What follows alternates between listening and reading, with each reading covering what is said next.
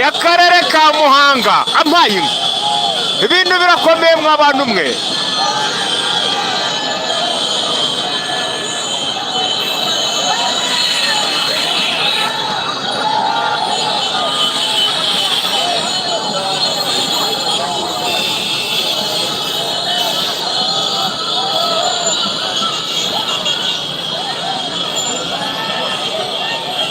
Aburebu bakaba ari abafana ba Rayon Sports. Hano ndakubwiye ni abantu nibatitonda haragwa abantu hano. Reba abamotari hano n'abanyonzi mu ijoro batitaye ku kuba amagare yemewe cyangwa atemewe muri aya masaha. Hano mu karere ka Muhanga rwose ibintu bantu urabona ko ari ibyishimo gusa.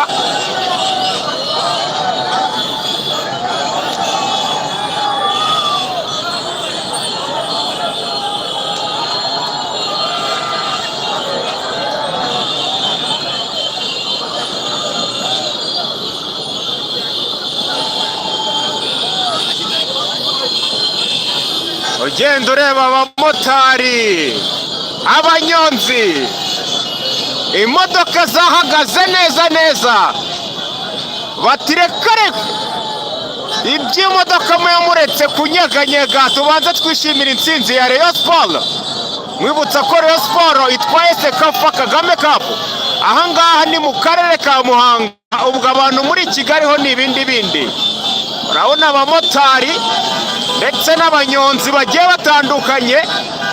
Amaye umunyonzi rwose nguyu ati ngenda atambuka rwose nibashaka igare ryanjye ngiri n'umufariso.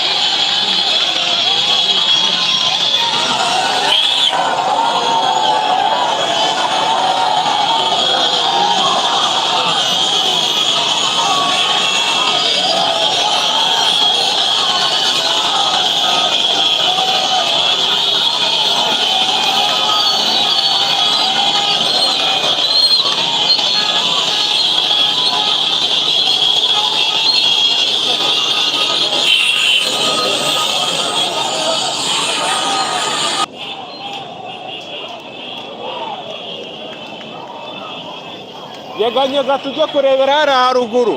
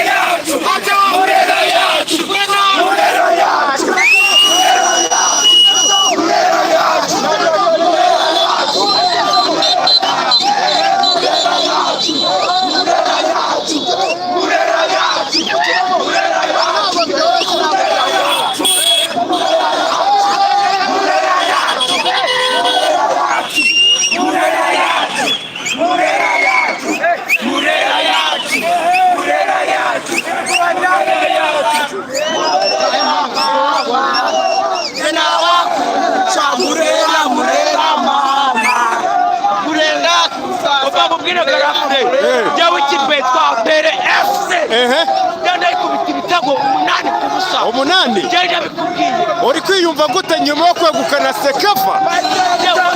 Ishimo ni byinshi. Sekafa nari nyinyotewe pe. Goromariya nakantu toto kuri nakantu gototo toto ko mati igiye kurangira imitima iri ahantu utamenya. Ntabyo imitima kurangira. Ngenda kubwiye ngo Goromariya ni ikipe toto nyifata nka Dawina Zimangi wacu nubwo ari iwacu ko ndayifana. Ngenda kubwiye ngo ikipe yitwa Rayon Sport ngenda yatangiye kwifana muri 2001. Ubu ufite imyaka ingahe ko mbona uri umwana? Jewe ngenda kuze cyane no mu narayifana wa kugira ngo nabyumve. Rayon Sport mu mutima igikombe nagishyize mu mutima bani wanakinyi bagarafure. Rayon Sport abareyo yebaba ngenda ifana.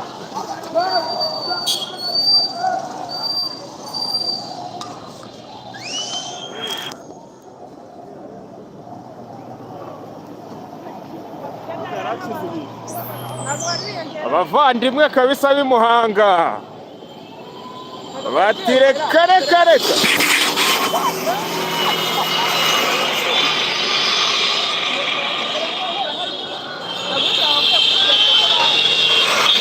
mahayinka haruguru senda ndafata mu itara.